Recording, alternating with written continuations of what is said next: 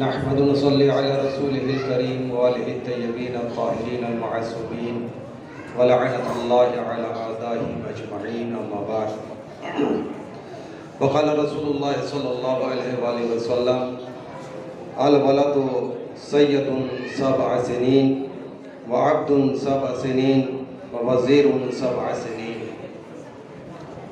جیسا کہ آپ لوگ جانتے ہیں وقت کافی ہو چکا ہے اور ماشاءاللہ سے ارشاد صاحب نے اور عامر صاحب نے جو بیانات آپ کے سامنے پیش فرمائے ہیں وہ قابل استفادہ ہے، اور انہوں نے جن نکات کی جانب متوجہ کیا ہے کہ جو عام طور سے مسلمان طبقے میں کہ جو انسان بہت زیادہ اس چیز کی جانب متوجہ نہیں ہے، اور جس چیز کی جانب وہ متوجہ کر رہے تھے واقعاً قابل توجہ چیز ہے۔ حالانکہ ایسا محسوس ہوتا تھا کہ وہ پردے کے خلاف ہے، عزیزان گرامی وہ پردے کے خلاف نہیں تھے۔ پردہ باحجاب انسان رہ کر بہت سے کاموں کا انجام دے سکتا ہے، کہ جیسا کہ آج ایران جیسی سرزمین میں بڑی بڑی عورتیں اور خاتون ہیں کہ جو گینولوجسٹ ہیں اور کاموں کا انجام دے رہی ہیں، تو ہمیں بھی چاہیے کہ اس طرح سے کاموں کا انجام دیں۔ بہت مختصراً سمیٹتے ہوئے میں آپ کی خدمت میں جو ایک حدیث نقل کی ہے اس کے بارے میں یہ کہنا چاہتا ہوں کہ رسول خدا نے ارشاد فرمایا ہے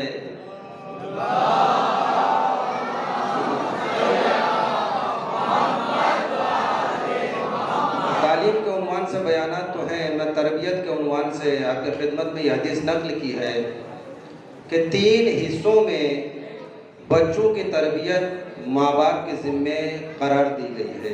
3 حصوں میں پہلا حصہ جو 7 سال کا ہے، پہلے 7 سے لے کر 7 سال تک رسول خدا فرماتے ہیں کہ بچہ سید ہوتا ہے، یعنی حاکم ہوتا ہے۔ تو ہمیں ان 7 سالوں میں بچوں کی حاکمیت کو برقرار رکھنا ہے۔ یعنی وہ کیا؟ یعنی آپ نے دیکھا ہوگا کہ بچہ 7 سال کے درمیان کچھ ایسے سوالات ماں باپ سے کرتا ہے کہ ماں باپ ان سوالات کے جوابات یا تو دینے پر قادر نہیں ہوتے ہیں، یا وہ وقت دینا نہیں چاہتے ہیں، یا پھر وہ اگنور کرنا چاہتے ہیں۔ نہیں عزیزان گرامی، یہ حاکمیت کا عنوان یہاں پر رسول خدا نے بیان فرما کر یہ بتلا دیا ہے کہ ان 7 سالوں میں جو بچہ ہم سے سوالات کر رہا ہے اس کے سوالات کے معقول اور صحیح جواب دینا یہ خود بچے کی تربیت ہے۔ اگر ہم صحیح تربیت کرنا چاہتے ہیں تو صحیح جوابات دینے ہوں گے۔ بڑے چھوٹے چھوٹے سوالات بچے کے جانب سے آتے ہیں، کیا ماں باپ قادر ہیں ان بچوں کے سوالات کے جوابات دینے پر یا نہیں؟ جو عامر صاحب نے بیان فرمایا ہے کہ بچوں پر، لڑکوں پر بے انتہا پیسہ خرچہ کیا جاتا ہے لیکن لڑکیوں پر پیسہ خرچہ نہیں کیا جاتا ہے۔ وہ عزیزان گرامی کیوں؟ اس لیے کہ آپ جانتے ہیں کہ وہ پرائی امانت ہونے کی وجہ سے انسان بے خبر ہوتا ہے یا لاپرواہی کرتا ہے۔ ایسا نہیں ہونا چاہیے۔ ہمیں واقعاً تعلیم کا سلسلہ برقرار رکھنا چاہیے، بلکہ تعلیم وہ جو نافع ہو، فائدہ مند ہو، وہ ضرور دلوانی چاہیے۔ یہ پہلا 7 سال تھا۔ اب آئیے دوسرا 7 سال، یعنی 7 سال کے بعد سے لے کے 14 سال تک رسول خدا فرماتے ہیں کہ آپ دون بچہ غلام ہوتا ہے۔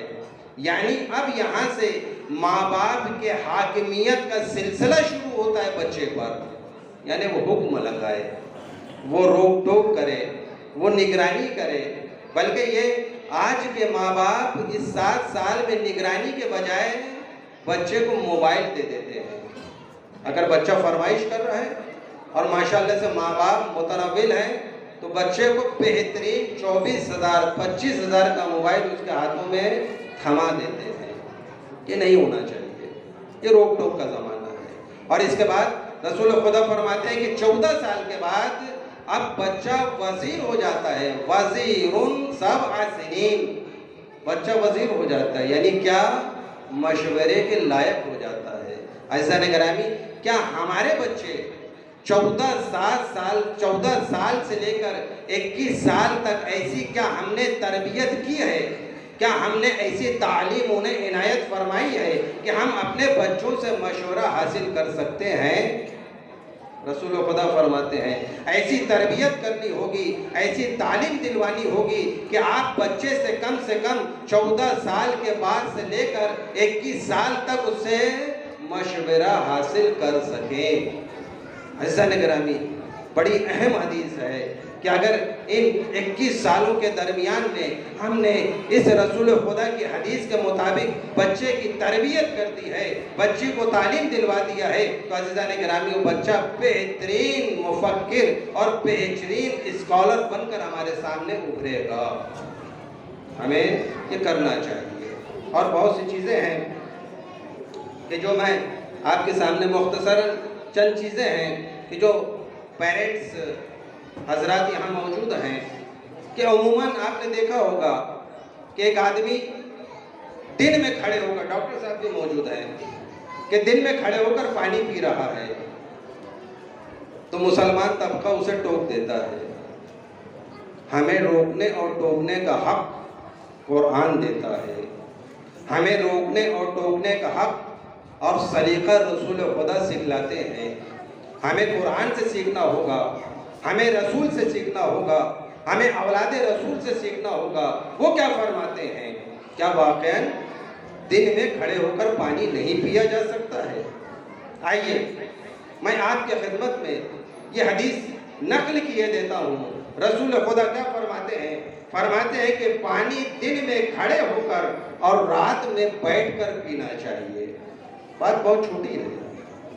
پانی دن میں کھڑے ہو کر رات میں بیٹھ کر پینا چاہیے، جبکہ مسلم معاشرے میں یہ دکھائی دیتا ہے کہ پانی چاہے وہ دن ہو یا رات بیٹھ کر پینا چاہیے۔ اگر حوالہ چاہیے تو ہمارے کتب خانے میں آپ آ کر حوالہ دریافت کر سکتے ہیں کہ پانی دن میں کھڑے ہو کر پینا چاہیے اور رات میں بیٹھ کر پینا چاہیے۔ اور عزیزان گرامی، ہمارے چھٹے امام جعفر صادق علیہ السلام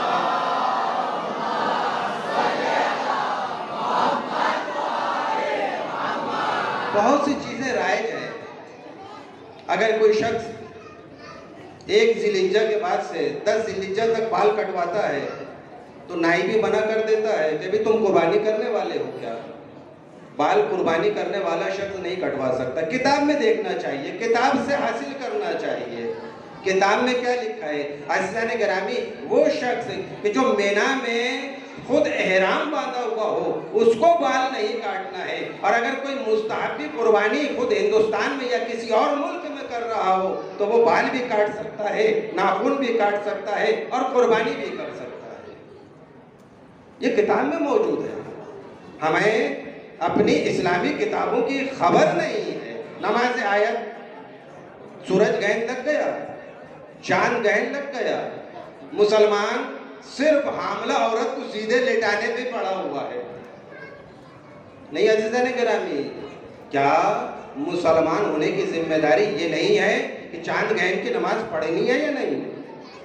5 فقہ ہے، حنبلی ہو، شافعی ہو، مالکی ہو یا حنفی ہو یا جعفری ہو، 5 فقہ میں کتب 5 میرے یہاں موجود ہے۔ علامہ سرکار ملک العلماء نے کتابیں رکھی ہیں، وہ استفادہ کیا جا سکتا ہے۔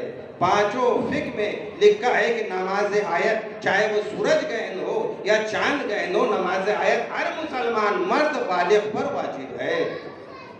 کتنے ایسے مسلمان ہیں کہ چاند گہن کی نماز پڑھتے ہیں؟ کتنے ایسے مسلمان ہیں کہ جو سورج گہن جب لگتا ہے تو وہ نماز پڑھتے ہیں؟ عزیزان گرامی، ہمیں خبر ہے یا نہیں ہے؟ یہ دین ہے یا نہیں ہے؟ اسلام واقعاً وہ دین ہے کہ جس کی خبر رکھنی ہوگی۔ تو امام جعفر صادق فرماتے ہیں کہ دن میں کھڑے ہو کر پانی پینے سے پانی طعام کو ہضم کرتا ہے۔ غور تو سنیے گا، دن میں کھڑے ہو کر پانی پیجیے گا۔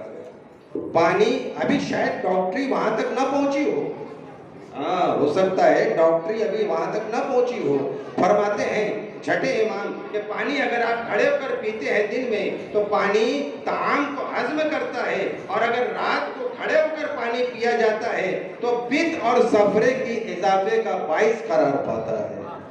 رات میں کھڑے ہو کر پانی نہ پیجیے، پت اور سفرے کا اضافے کا باعث ہوگا۔ اور اگر دن کو کھڑے ہو کر پانی پیا جاتا ہے تو سب سے بڑی چیز بدن کو قوت ملتی ہے۔ چھٹے امام کا قول ہے، اگر کوئی شخص اسے ٹھکراتا ہے اور اگر کوئی شخص اسے نکارتا ہے تو واقعی وہ مسلم جاہل ہے اور اس کے علاوہ کچھ نہیں ہے۔ اگر پانی کوئی شخص دن میں کھڑے ہو کر پیتا ہے تو وہ بدن میں قوت کا باعث قرار پاتا ہے اور صحت جسم کا باعث قرار پاتا ہے۔ اگر آپ چاہتے ہیں باصحت رہیں تو دن میں کھڑے ہو کر پانی پیجیے، لیکن اس کا بھی طریقہ ہے۔ بہت چھوٹی بات ہے جو آپ کی خدمت میں نقل کرنا ہے۔ آپ جب بھی پانی پئیں تو دائیں ہاتھ میں گلاس کو نہ پکڑیں، بائیں ہاتھ میں گلاس کو پکڑیں، اور فرمایا کہ پانی تھوڑا تھوڑا کر کے پئیں، پانی تھوڑا تھوڑا کر کے پئیں اور مزہ لے لے کر پئیں۔ اگر ایک مرتبہ پانی پی جاؤ گے اس سے درد معدہ اور درد جگر پیدا ہو جائے گا۔ یہ چھٹے امام ارشاد فرماتے ہیں۔ اور اس کے علاوہ بہت سی چیزیں ہیں کہ انسان اگر کنگھی کرتا ہے تو کنگھی کر لینے کے بعد آپ کنگھی کر لیجئے، اور کنگھی کر لینے کے بعد اگر آپ اپنے سینے پر اس کنگھی کو مل لیتے ہیں تو فرماتے ہیں امام کہ آپ اس کام کو اگر آپ انجام دے لیتے ہیں تو اگر پھیر لیے تو تمام غم و اندوہ آپ کا دور ہو جائے گا اور بیماریاں دفع ہو جائے گی۔ بہت سی باتیں ہیں، وقت کے دامن میں گنجائش نہیں ہے، بس ہم یہ دعا کریں گے کہ خداوند تعالیٰ ہمیں نیک توفیق اور ہدایت عطا فرما، خداوند تعالیٰ تعلیمات آل محمد پر عمل کرنے کی توفیق عنایت فرما۔ باقی دعوانا والحمدللہ رب العالمین۔